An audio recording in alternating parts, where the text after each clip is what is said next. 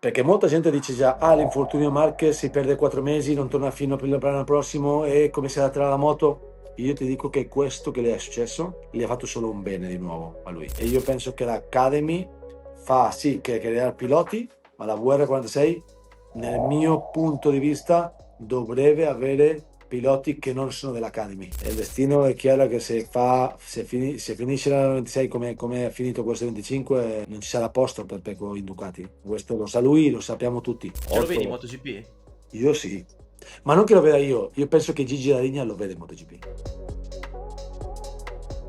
Ciao ragazzi, bentornati sul canale nuovamente per una nuova chiacchierata dove andremo a parlare di questo finale di stagione della MotoGP e come avete già letto dal titolo non credo che abbiamo bisogno di presentazioni. Torna Ruben Chaus sul canale dopo che lo abbiamo incontrato varie volte nel corso di quest'annata, all'inizio, a metà stagione, e ora siamo qui per parlare un po' delle finali di questa annata. Eccoci qua Ruben, allora cosa ci racconti un po' prima di partire, dove sei, come sta andando un po' in generale Niente, questa fine dell'anno? niente, sta andando bene. Cioè, io sono una persona quando ci sono delle sfide le risolviamo quasi senza pensarne, capito?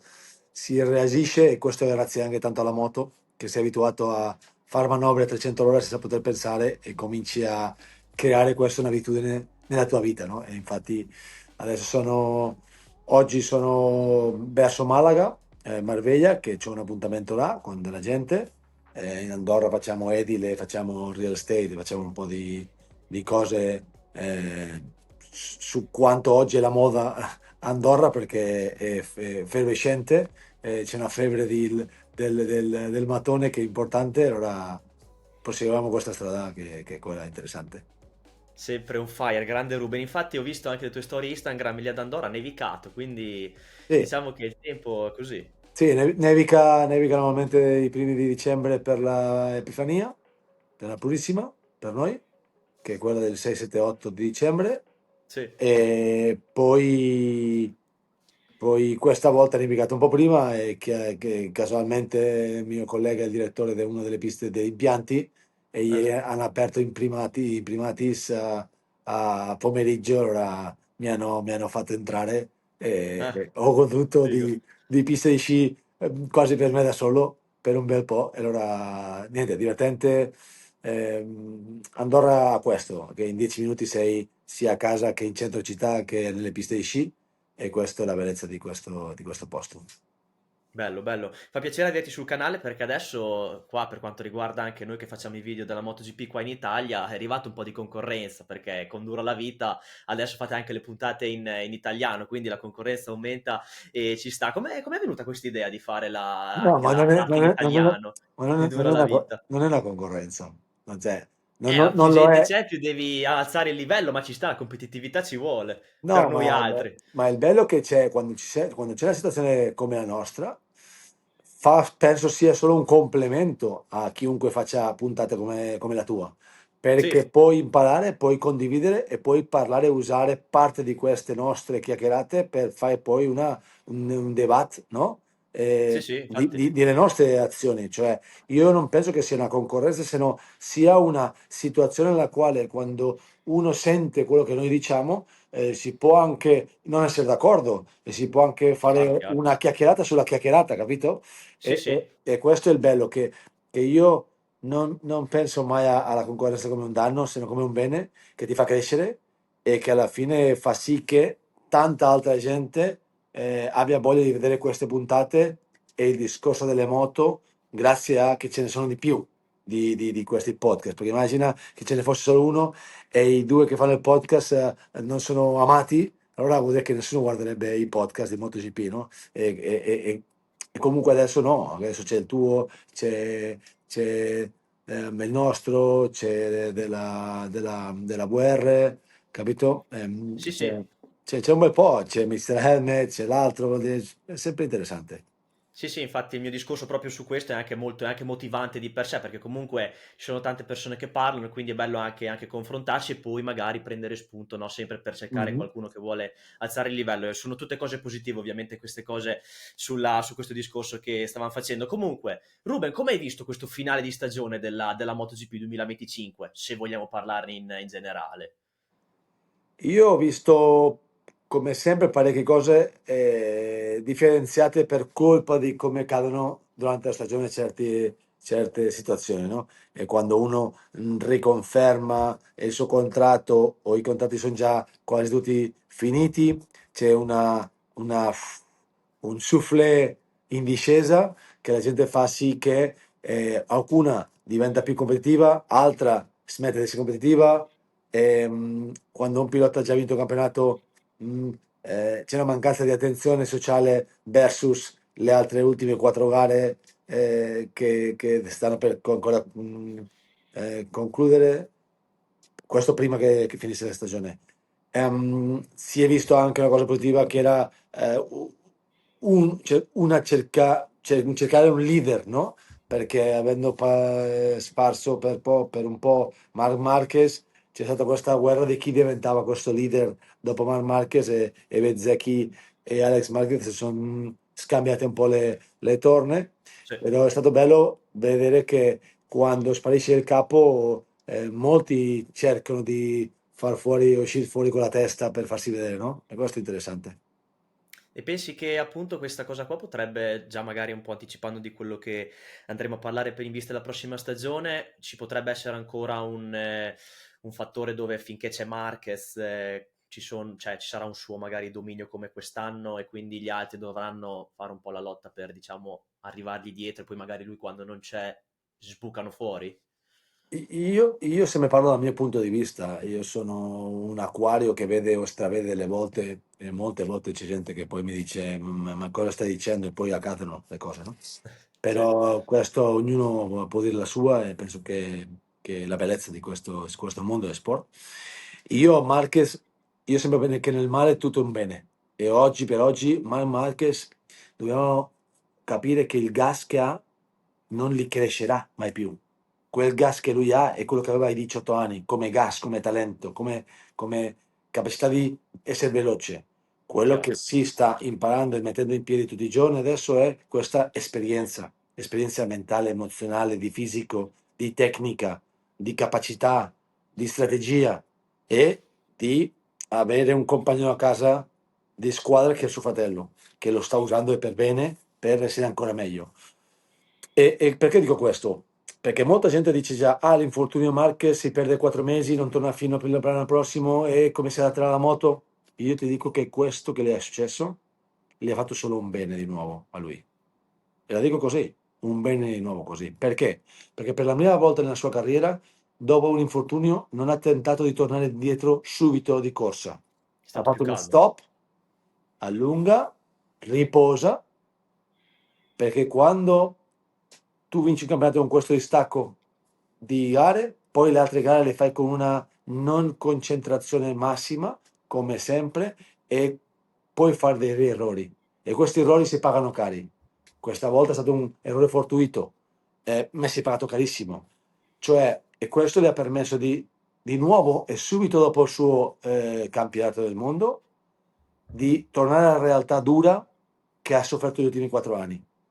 Cioè, a lui li obbligano a di nuovo mettersi nei panni di mai pensare che è tutto fatto. E questo lo rimette di nuovo a una concentrazione massima di recupero, di freschezza per arrivare a gennaio fresco con motivazione e voglia. E un'altra cosa, la 25 è l'unico pilota che veramente si è adattato a questa 25. E quella è la moto di base per partire, perché è la vincitrice. Anche se a molti non piace, quella moto lì è vincente. Ed è vincente, no, ed è stravincente. Perché poche moto negli ultimi 10 anni hanno vinto un campionato con 5 gare di distacco. Vuol dire che la moto è vincente. Anche se molti dicono di no, ma è vincente quella moto lì. Perché se tu dici Marquez, dammi la 24, Marquez dice io rimango con la 25. Ok. Capito? Perciò la base della 25 è buona e chiunque migliorerà questa 25 Marcio può fare un piacere. Perciò quando lui salirà su questa moto nel 26, io ti dico che dopo il secondo giro sta facendo un record di pista di nuovo. Perché? Perché la velocità ce l'ha, il fisico ce l'ha, ogni volta va meglio lui fisicamente, oltre a questa situazione, ed è più adattato alla moto. Immagina quest'anno che lui partiva dalla Gresini, cambio da Honda Ducati senza provarla, fa molto bene, di nuovo cambia team, squadra, cambia tutto di nuovo, si adatta e vince. Capito? Non è che Sì. dici no. Ehm, il salto di Gresini a ufficiale è molto più alto che dalla 25 alla 26. E lui, facendo questi due cambiamenti grossissimi negli ultimi 2 anni, comunque è stato davanti e ha vinto e ha rischiato di vincere il titolo pure il primo anno con la Ducati. Perciò il terzo anno fa solo che si è perso un po' di test con questa 26. Ma il resto, ripete team, ripete moto, ripete gomme, capito? Perciò. Ma secondo te, proprio su quest'ultimo discorso che stavi facendo sul fatto della GP24 che guidava sulla moto di Gresini lo scorso anno, ma secondo te la Ducati, proprio No, come lui azienda, guidava 23. sì, sulla Ha 23, fatto, ha fatto scusami, sì, 23-25 lui. La ha fatto il 24, salto, non ha la fatto la 24 24. ha detto perché? Infatti, Lasciala lì, infatti, rispogliata. sì, sì, infatti, su questo discorso qui, secondo te, proprio l'azienda Ducati in sé, il team in sé, Tardozzi, Dalligna, Grassini, e tutto lo staff, secondo te è un po' una provocazione questa? Secondo te loro hanno deciso anche di prendere Marquez, di decidere di prendere Marquez lo scorso anno perché magari pensavano c'è il rischio che magari lui, se rimane nel team cliente, anche l'anno prossimo possa batterci, dato che comunque è forte su qualsiasi moto, se va in un'altra casa, ce lo prendiamo noi così siamo sicuri di vincere il titolo. Secondo te è un po' No, una no, no, provocazione? io penso che la provocazione l'ha fatta Marquez in Mugello quando ha detto alla Prama che non ci andava con la Prama a correre. Questa è stata la provocazione che ha forzato tutto e che la Ducati si è vista forzata di una pilota che comunque quando alza la voce succedono delle situazioni come succedeva quando Valentino Rossi, no? Sì. Le stelle o le star sono così. Lui ha fatto una mossa e questa mossa ha provocato delle situazioni, però era una situazione che aveva un destino chiaro, chiaro, chiarissimo. Perciò il fatto di cambiare su questa moto qua era una situazione naturale. Non penso che la Ducati si sia messa a mettere a pensare che lui se andava dall'altra parte era battuta, no. Io penso che è stata una mossa naturale e tanto è vero che io della mia esperienza con Ducati a correre, quando c'è un cambio di moto nuova non si va mai indietro con la Ducati. È una sconfitta questo, capito? Ed è una situazione non buona se tu cambi moto e vai indietro, perché vuol dire che non sei stato capace di fare le cose fatte bene o svilupparle per bene. La 25 sono sicuro che è una moto che è vincentissima perché lo è stata e lo è, solo che è forse un po' più delicata adattarsi a alcuni piloti, perché io mi ricordo quando abbiamo fatto il salto di 996 a 999 in Superbike, per le prime 5 gare il signor Chili ci passava sopra da tutte le parti, capito? E facevamo una fatica tremenda a correre con quella moto lì. E la Ducati non voleva che Chili corresse con quella moto lì, o i clienti. E quando alla fine per forza Chili è saltato su del 999, e noi abbiamo preso la 999 e siamo spariti, capito? E non c'era né verso per nessuno, né per la 996, né per la 998, né per la... Vuol dire che c'è una tempistica di adattazione e la Ducati corre con i rischi di essere capace di risolvere problemi in una velocità interessante. Perciò sono sicuro che la 26 sarà meglio ancora della 25 e sarà meglio della 24. Però ultimamente, come la moto è talmente buona, c'è sempre questa situazione polemica che parlare di una cosa altra fa sempre bene perché vende i giornali, capito? Però ti dico io che questi piloti, uno o l'altro, possono fare bene con qualsiasi delle moto. Più facilmente o meno facilmente, però possono fare lo stesso. E invece, passando all'Aprilia, come hai visto questo grande exploit di Bezzecchi durante il corso della stagione e tutti i miglioramenti che ha fatto l'Aprilia per arrivare a Di, fine di- anno? di nuovo faccio un paragone a Marquez. Nel male sempre c'è un bene. Cioè, cosa è successo all'Aprilia? Questa, che ne abbiamo parlato te e io, questa tutta situazione anomala con Jorge Martin che ha creato fuori il paddock e di qua e me ne vado e vengo e su e giù, che ha messo un po' l'Aprilia nelle corde, no? e che Aprilia è uscito col pugno di ferro sopra il tavolo e ha detto il contratto esiste, finito. E poi questa polemica accompagnata da Dorna è stata fermata. Questo dando ragione proprio all'Aprilia stessa, ha dato molta forza di carica per riconcentrarsi alle moto, sapendo che già era tutto chiaro per l'anno dopo. Questo ha dato una forza anche a Bezzecchi di sapersi o capirsi um, leader del progetto, e con una sola moto e un solo pilota con informazione sono riusciti a portare la moto a un livello strepitoso, e poi dando materiale anche a Raul Fernandez si è dimostrato che questa strategia di allargare i materiali alle moto private è una certezza, è un accertamento molto buono come ha fatto la Ducati nel passato, e chiaramente l'Aprilia ha in sé una mentalità vicina o simile alla Ducati, italiani centro-nord mentalmente, capiscono e vedono le cose in situazione molto molto buona. E comunque la Aprilia da tutta la vita è stata molto innovativa, innovativa in tecnologia. Una volta con i telai in alluminio, poi con i forcelloni, poi di qua, poi di là, poi telaio in carbonio con l'RSV 500. Cioè l'Aprilia è sempre stata molto in avanti in certe situazioni, solo che una volta per fare quell'innovazione i costi erano talmente alti che non avevano il budget, o quando usavano o abusavano del budget e finiva il budget, allora chiudono il rubinetto e spariva il progetto. Per ora che i costi si sono un po' abbassati grazie anche di più competenza, concorrenza di materialistica, cioè una volta faceva il carbonio una sola azienda, ora ne fanno 100, capito? E questo permette che i costi del carbonio si siano abbassati. La stampa 3D abbassa i costi e le tempistiche e mille altre robe. La IA, l'intelligenza artificiale, aiuta anche tantissimo a sviluppare certe cose. Allora, essendo già bravi quando avevano poche risorse come soldi e budget, facevano delle cose stratosferiche, ora la piglia si è dimostrato di nuovo essere capace del tutto, no? E si dimostra che con un solo pilota comunque è riuscito a leggere molto bene i dati della moto e mettere in piedi una cooperazione tra di loro, molto molto molto vincente. Contando che secondo me la Ducati rimane sempre la miglior moto, ma si può dire che la Aprilia può essere arrivata a un livello per dare fastidio alla Ducati, e se cosa gli manca per addirittura passarla magari in vista dell'anno prossimo, secondo te? La Aprilia l'unica cosa che le manca è un po' più di soldi adesso, capito, come Ok, budget, immaginavo, sì. perché la Ducati, a parte di avere Gigi da linea e fare una struttura molto interessante, il cambio veramente pazzesco la Ducati l'ha fatto con l'ingresso di Lamborghini e Audi, capito? Che hanno avuto controlli di qualità, più risorse, più soldi, più tranquillità, più garanzie, ok? Più garanzie. Solo il fatto di avere in casa un tedesco dà garanzie a chiunque al mondo, capito? Perché viene l'impronta del tedesco, insieme alla tecnologia e alla capacità dell'italiano, crea un binomio Assolutamente, che si sta dimostrando. Come d'accordo. la Lamborghini stessa. Cioè, ora le macchine Lamborghini che escono nel mercato sono macchine che fan paura.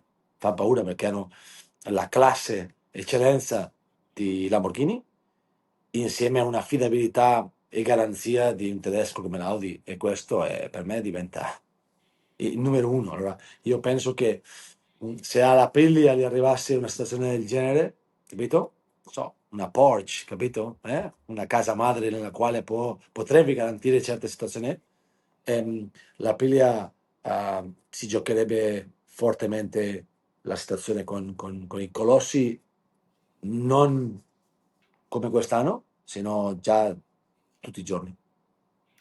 E invece andiamo in un argomento dove tu secondo me ne sai parlare molto bene, perché hai corso sia in MotoGP che in Superbike, e dopo poi ti farò toccare un altro argomento più da manager di team. Ma dato che hai corso sia in MotoGP che in Superbike, non ti chiedo ovviamente un giudizio perché cioè, è molto ingiudicabile la cosa, ma dato che abbiamo visto Nicolo Bullega correre in queste ultime due gare al post di Marquez, come l'hai visto in generale? Non ti chiedo un Pazzesco, giudizio perché... pazzesco, pazzesco, Ok. pazzesco. La gente non ha voluto, non ha, sì, io direi voluto, cioè non ha voluto rialzare i risultati di Nicolo Bulega perché viene dalla Superbike sicuramente e crea un conflitto di interessi, Nicolo Uller ha fatto un risultato della Madonna, perché dopo quella situazione che è successa nel VDV tra di loro e che questo è finita questa polemica in un secondo e lui è stato a un livello altissimo a star zitto, tranquillo,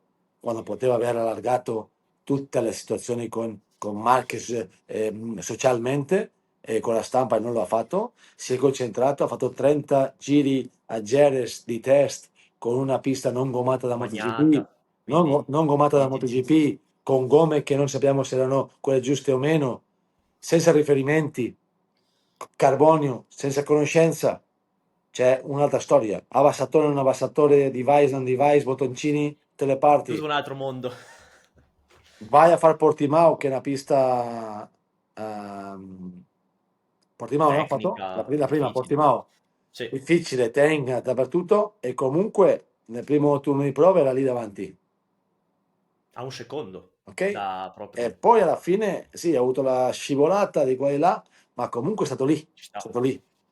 E poi nella gara successiva, sì, ha fatto quindicesimo, ma perché voleva stare tranquillo, una pista mega difficile come quella di Valencia per una MotoGP, e per me ha fatto un risultato pazzesco. Cioè, il giorno che lui prende sta moto qua con i Pirelli, ho paura che lui possa stare nel top 5, top Ce lo vedi in 8. MotoGP?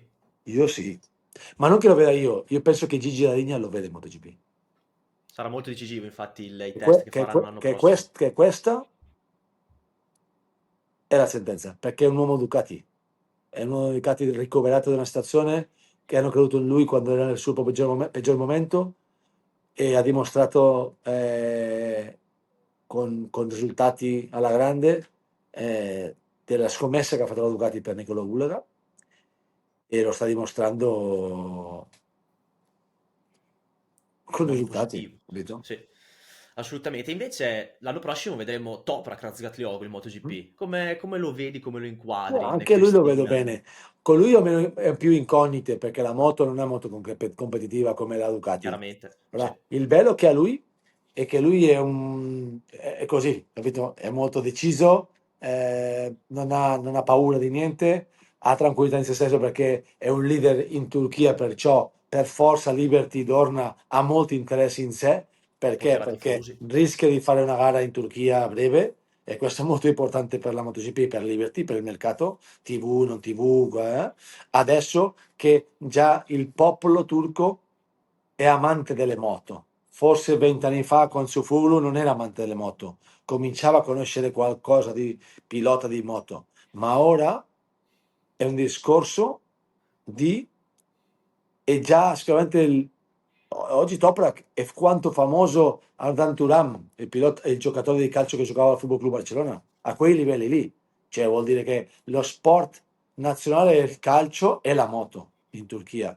E questo è molto interessante. E questo dà molta forza a Toprak perché lo seguiranno ancora di più quest'anno prossimo i fans turchi. Vedrai tutte le gare della MotoGP che sarà pieni di turchi, ma pieni, lo vedrai. La bellezza è questa sicurezza che ha, insieme a che c'è il debutto della V2, che tutti partono con questa non informazione della V2 messa in pista, può far sì che lui sia più capace di adattarsi alle difficoltà che gli altri. E zero pressione. E questo gli dia un vantaggino.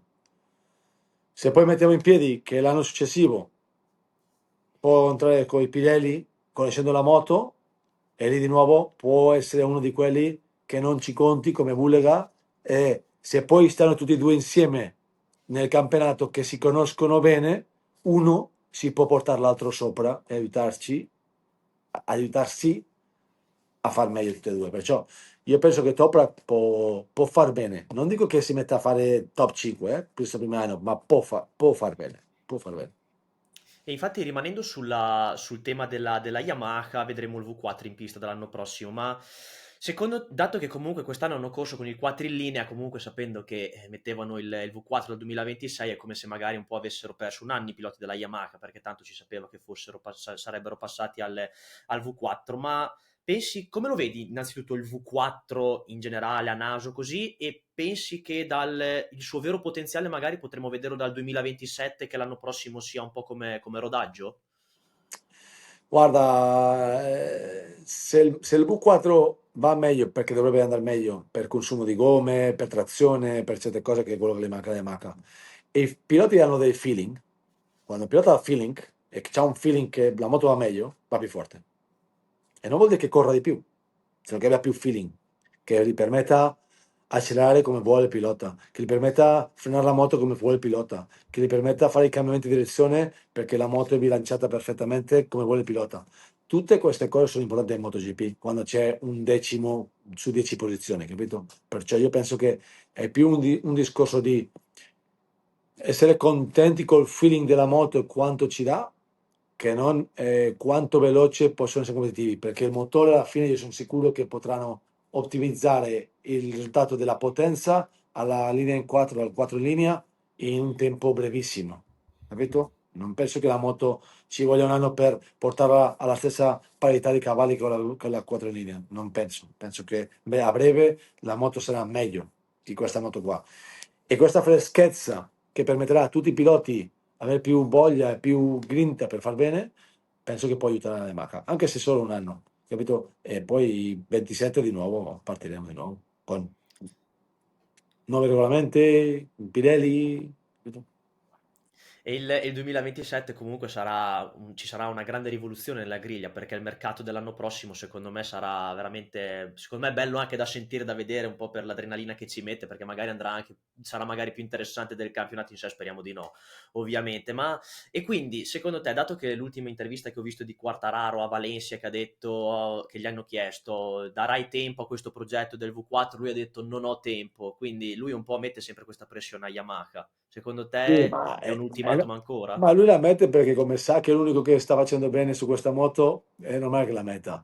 Però a dirti la verità, e lo dico con molta bontà, lui ha un contratto miliardario, capito?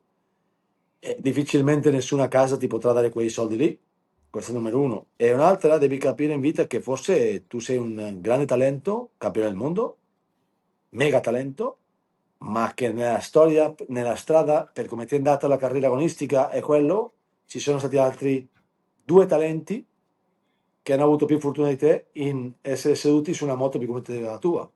E che quando tu hai voglia di fare una scelta o cambiare, forse è un po' troppo tardi perché non ci sono più moto per darti.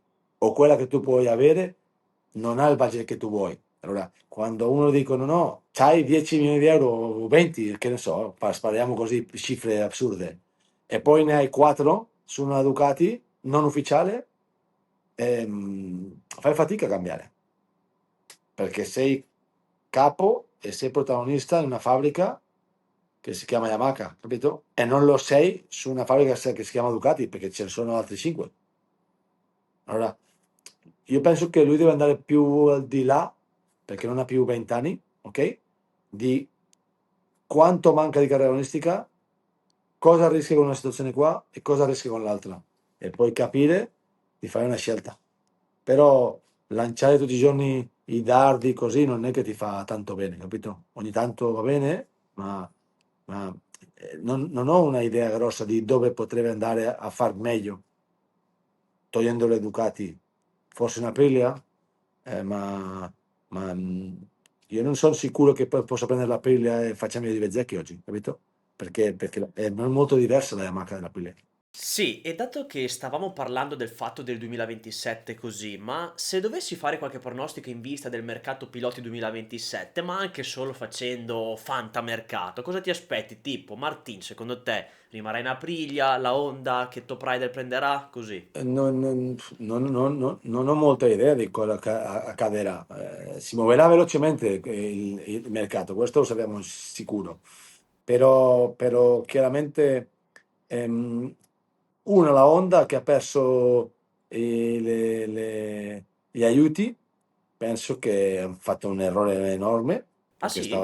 stavano crescendo. Per me sì, perché perdere gli aiuti che oggi ti andavano bene per poter fare i test con i piloti ufficiali, ti potevi fare delle certe situazioni che ti andavano comodo per finire a sviluppare, che infatti hanno dimostrato che questi aiuti hanno aiutato molto la casa. Allora, l'anno prossimo, che era l'ultimo anno di non sviluppo e potevi provare mille altre cose, li hai persi.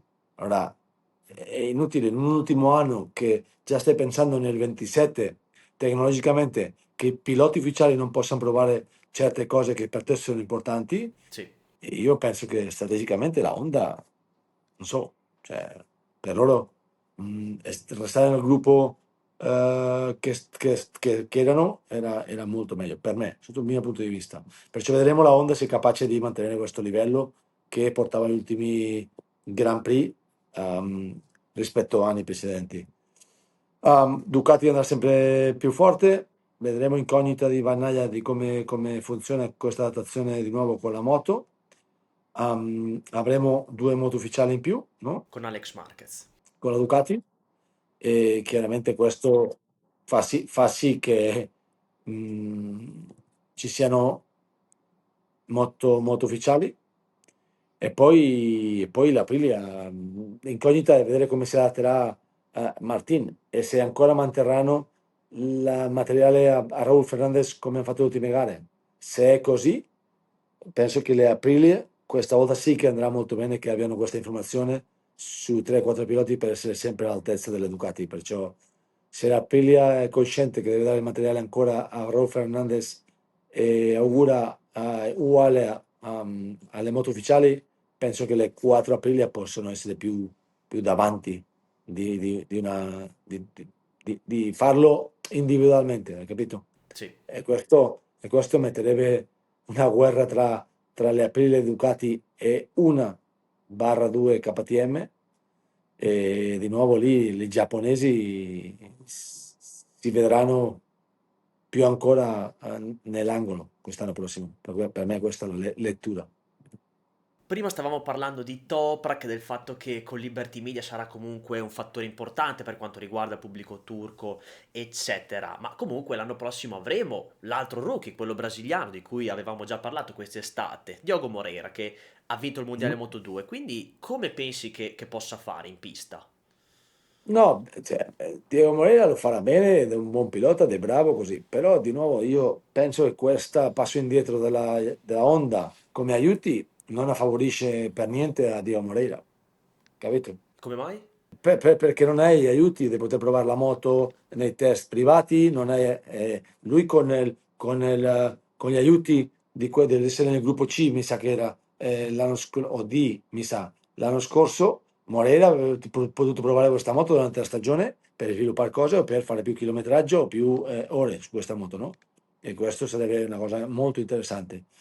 Ehm, Questo non favorisce per niente a Moreira. Allora, e lì è un handicap, capito perché?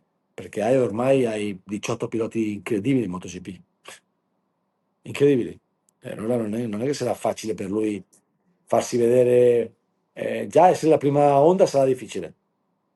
E la prima Honda normalmente è sempre dopo il quinto, dopo il quinto. Allora non sarà facile per lui, penso.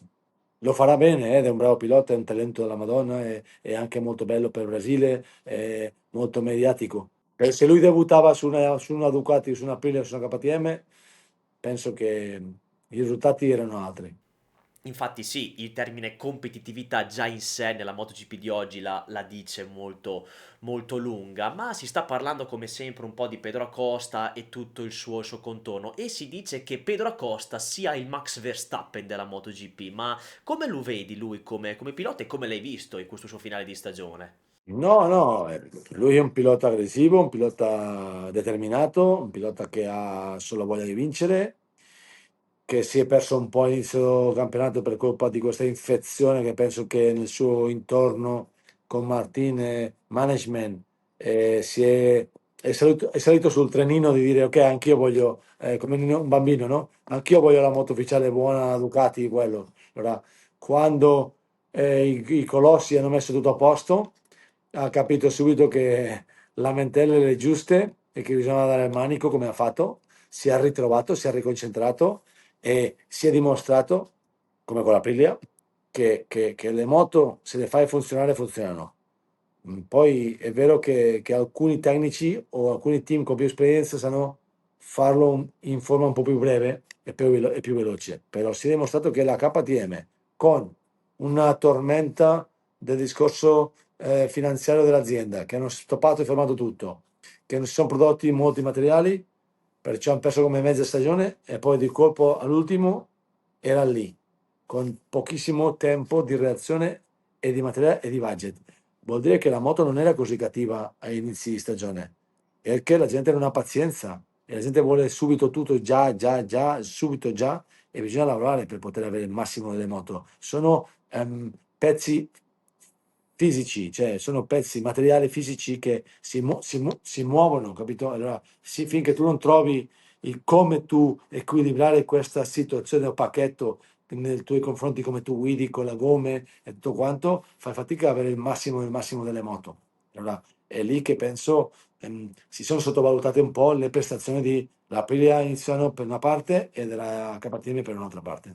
Pensi che Acosta sia l'unico che ad oggi possa fare davvero paura a Marc Marquez se dovesse correre con la sua stessa moto? Ah, con la stessa moto non lo so, non li ho visti, non lo posso dire. Tanto è vero che Pedro Acosta è giovane e Marx ora è anziano. Dentro della MotoGP, cioè non nella vita, ma dentro la MotoGP Marc è anziano e Pedro è giovane. Uno ancora sta scoprendo il suo massimo talento, vuol dire il suo massimo gas, che è vicino, ma è lì, e l'altro non ce n'ha più di gas, perché Marc non ne ha più di gas. Sì che sa dove mettere questo gas meglio di Pedro, ma non ne ha di più. Perciò, e Pedro sicuramente ne ha di più di Marc Marquez come gas, ma non sa dove metterlo. Allora, tutti e due insieme sarebbe il pilota ideale, ma che lui oggi sarebbe capace di battere Marc con una moto uguale? Sicuramente gare singole sì, campionato intero non penso. Sì, lì entrano in gioco sicuramente altri fattori che potrebbero giovare a Marquez per quanto riguarda l'esperienza e quant'altro, ma invece quest'anno ha faticato un po' il team VR46. Il team Gresini diciamo che negli ultimi anni ha dimostrato comunque che con il lavoro, anche la scelta su vari piloti, ha saputo fare meglio, diventando anche magari quasi una specie di riferimento per quanto riguarda il team ufficiale, anche se non lo è proprio sulla firma del contratto perché lo è VR46 come sappiamo, ma secondo te cos'è che non ha funzionato quest'anno nel team VR46? Cosa non sta funzionando tanto ad oggi? Bene, il team VR46 hanno fatto una bella situazione che si chiama VR46 Academy e non vuol dire che tu fai molto bene un'Academy e che puoi condividerla con un team, cioè perché non c'entra proprio una cosa o l'altra. Una cosa si chiama Academy per dire formare dei piloti e piazzarli dove meglio vada, però delle volte capita che se tu hai un'Academy dove formi molto bene i piloti e poi hai un team che ha le stesse intenzioni o interessi o situazioni, forse non puoi ottenere il massimo di questo pilota su una squadra che è molto attaccata alla VR46, cioè perché poi la confidenza crea anche una demotivazione, capito? Tu devi essere motivato sempre al mille per mille e chiaramente non sempre è facile perché alla fine tu un pilota fa una evoluzione concreta, meglio o peggio, e non per forza devi avere un VR46 e avere piloti dell'Academy, hai capito? Perché è così. Allora, mh, oggi, quest'anno, Di Gianantonio è lì, non è dall'Academy e sta funzionando molto bene. Cioè, io penso che devono dividere queste situazioni e io penso che l'Academy fa sì che creare piloti, ma la VR46, nel mio punto di vista, dovrebbe avere piloti che non sono dell'Academy in quelle selle lì. Perché? Perché possono trovare una extra motivazione che va al di là di quella di una relazione familiare, ok? Ormai Morbidelli è una famiglia dentro la VR46, capito? E poi se il giorno che non è stato competitivo, come fai a dirglielo? Come fai a pensare di mandarlo a casa e mettere l'altra pilota? Fai fatiche perché mischi il lavoro con molte cose che si chiamano sentimenti, no? Che sono le cose più difficili da gestire. E io penso che da Gressina arrivano due piloti che sono freschi, vanno là, è una squadra professionista, pum pum pum, faccio il mio gas e me ne vado a casa. Io penso di nuovo che la struttura e il team di Guerra 46 è molto competitivo, è molto buono, però penso che il Guerra 46 dovrebbe avere piloti che non fossero non della Guerra 46 o neanche italiani, capito? Per trovare una motivazione extra e dare il massimo di se stessi. È un po' un pensiero. Infatti anche sul discorso di Morbidelli, come dicevi te, proprio lui è stato uno dei primi piloti dell'Academy, quindi su quel discorso lì che dicevi è difficile mandarli via o comunque cercare di rompere un po' il contratto, il rapporto e mandarli da un'altra parte. Sicuramente non è facilissimo da quel punto di vista. E invece su Pecco Bagnaia, secondo te cos'è che non ha funzionato in Bagnaia anche in questo finale di stagione, dopo che ne avevamo parlato anche a metà anno? Perché delle volte veniva da dire, cioè questa situazione è inspiegabile, una volta Motegi domina e l'altra fa ultimo, cioè è stata anche un po' inspiegabile tutta questa situazione. Sì, però tu devi capire una cosa, ok? Togli Moteghi e togli l'altra gara che ha fatto competitivo. Togli queste due, su 22 gare. Dimmene altre 5 che ha fatto veramente davanti. Nessuna, no? O poche. Vuol dire che questa situazione di Moteghi non puoi neanche metterla in piedi per dire wow, Moteghi è stata un'esplosione. No, Moteghi è andata così. È come quando Jack Miller pioveva un po' di acqua e vinceva con una moto Honda RCV, quella lì, e con il team VDS, e poi e tutte le altre gare del campionato era 20esimo. E quando pioveva era davanti e ha vinto Assen con quella moto lì. Ehm, è questo il discorso, capito? Che ormai bisogna compilare una situazione totale di tutte le gare. Quella gara lì è andata bene perché? Perché quando hanno fatto i test e non si trovava, hanno provato questi freni più grandi che andavano meglio, poi è uno che quando trova la frenata giusta può fare la differenza. In quel giorno weekend Marquez si trovava un po' peggio e comunque stava lottando per il titolo mondiale. E in quel circuito lì le onde erano sotto pressione perché casa madre è onda lì dentro. Hanno capitato molte situazioni in Giappone che ha favorito a Pecco Bagnaia, oltre al suo talento e alla sua capacità di fare quello che ha fatto in quelle piste lì. Però un pilota non può vivere di un giorno, perché non può vivere di un giorno. Allora, non so cosa è realmente accaduto, perché anche facendo i test, cambiando delle cose e provando una situazione molto diverse, alla fine del fine il risultato è stata molto simile. Ora, io, la mia domanda è come farà, o spero che lo faccia, e trovare questa motivazione durante questo inverno e prepararsi per arrivare alla prima gara con tutti quei errori o debolezze di quest'anno risolte. Questa è la situazione più importante, capito? La cosa più importante. Perché sennò faremo fatica a vedere un Pecco di nuovo ai livelli che si merita e che lui è capace di essere. 2 anni fa aveva due rivali, lui comandava, lui creava e quando creava era sicuro di se stesso e usciva tutto il talento. Da quando ha avuto non solo due, sino 10 rivali attorno, il suo talento è rimasto un po' instabile e poi non liderando le gare, neanche nelle battaglie era capace di vincere queste battaglie, no? Ora è un po' questo. Penso che sempre sia una situazione mentale, emozionale, di capacità di ritrovare se stesso a quei livelli che lui ci teneva abituati negli ultimi 2 anni, capito? E dall'atto mentale, quindi, che comunque avere di fianco Marquez nel box si sa che è già difficile di per sé. E cos'è che entra nella testa di un pilota Per me, quando... per me il discorso mentale, l'ho detto, l'abbiamo detto già parecchie volte, a me quando il pilota, come ha fatto lui bene, e questo gli dimostra che è onesto e che è una grande persona, perché lo ehm, è che il primo giorno quando ti aveva tutto Marquez, lo hai detto, basta, mi ha tutto Marquez. Ma quel giorno lì bisogna non dirlo più, capito? Basta, mi ha battuto oggi, la mentalità è non mi deve battere più. Se ogni giorno che mi batte lo continuo a, a rialzare e a dire, questo crea una demotivazione anche non solo propria, sino anche della tua parte che ti gira attorno, hai capito? Perché anche se io lavoro per questo, ma questo è un pensiero personale, se io lavoro per un pilota che ritengo il numero uno e vince 2 titoli mondiali e le ultime volte riconosce tutti i giorni o molti giorni che Mark è stato meglio di me, questo demotiva a un meccanico o un tecnico tuo. Lo sappiamo che c'era tutto, eh, però bisogna stare lì su e lassù ed essere motivati per trovare le risposte, capito? Marc Marquez batte lui come batte Di Gianantonio e come batte Alex Marquez. E gli altri non vedi che stanno dicendo che Marquez li ha battuti, no. Dove imparo da Marquez come cerco di crescere e come cerco di batterlo nella prossima gara, capito?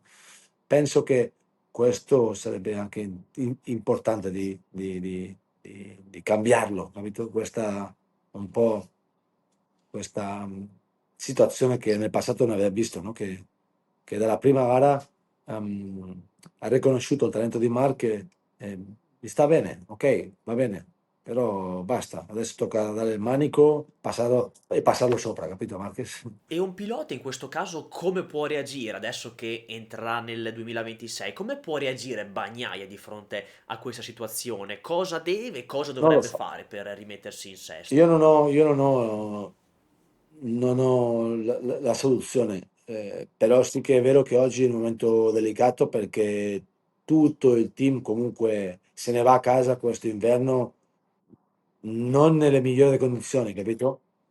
Non motivato estremamente, non contento estremamente. Allora, quando si torneranno a vedere le facce ad aprile, non è che avrà cambiato chissà cosa, capito? O Pecco, perché è più facile cambiare uno che 30 persone, o Pecco arriva motivato con una strategia diversa, con una mentalità diversa, convinto di se stesso, che rimotiva, ricarica tutto il team per portarsi avanti come gruppo, o di nuovo faremo fatica a avere un Pecco all'altezza che si E merita. secondo te potrebbe già anche pensare di cercare una nuova sfida e non rinnovare con Ducati l'anno prossimo? Questo non lo dici te, non lo dico io, non lo dice lui, lo dice il destino, capito? Ehm, mh, e il destino è chiaro che se finisce la 26 come è finito questo 25, non ci sarà posto per Pecco in Ducati. Questo lo sa lui, lo sappiamo tutti, anche se non se ne parla. Però io mi auguro che quando la Ducati ti ha riconfermato, anche se avevi contratto, ma tu sai che i contratti valgono quello che valgono, se ti ha riconfermato vuol dire che ha capacità e ha fiducia in te e questo è il miglior dei- degli aiuti per un pilota, no? Perciò deve comunque dal primo giorno dimostrare che questa fede che ha avuto Ducati in lui deve essere ritornata. Lì sì che deve farlo. Dal primo giorno Pecco deve uscire a morire e ammazzarsi, cioè, voglio dirlo in un modo sportivo, no? Deve uscire fuori con le denti fuori, cercando di stravincere in tutti i momenti, pur rischiando di più, perché comunque hai visto Zarco 28 cadute, l'altro 20, l'altro 25, allora, i piloti che oggi non vincevano, che volevano essere davanti, hanno dovuto rischiare la pelle, capito? Tanti quanti loro. E quindi secondo te invece un altro pilota della Ducati che potrebbe magari scalare gerarchie o comunque dire la sua, Fermin Aldeguer secondo te avrà un futuro interessante nella MotoGP? Perché comunque quest'anno non ha fatto male, ovviamente contando che era comunque su una Ducati. Sì, sì, sì, no, no, lui ha fatto non male, ha fatto benissimo. È un pilota di punta che andrà meglio e meglio e meglio. E il problema è che il primo anno non hai mai pressione, dal secondo anno la pressione cambia. Allora, vedremo come gestisce la pressione, vedremo come si adatta la moto e vedremo come gli altri piloti che non conoscevano Fermin de Guerra, ora avevano meno capacità di risolverle contro di lui, ora che hanno imparato, anche loro cercheranno di risolvere situazioni contro di lui nella pista. Perciò sì è vero che lui dovrebbe andare meglio, ma gli altri hanno imparato come lui va e potranno difendersi anche questo, no?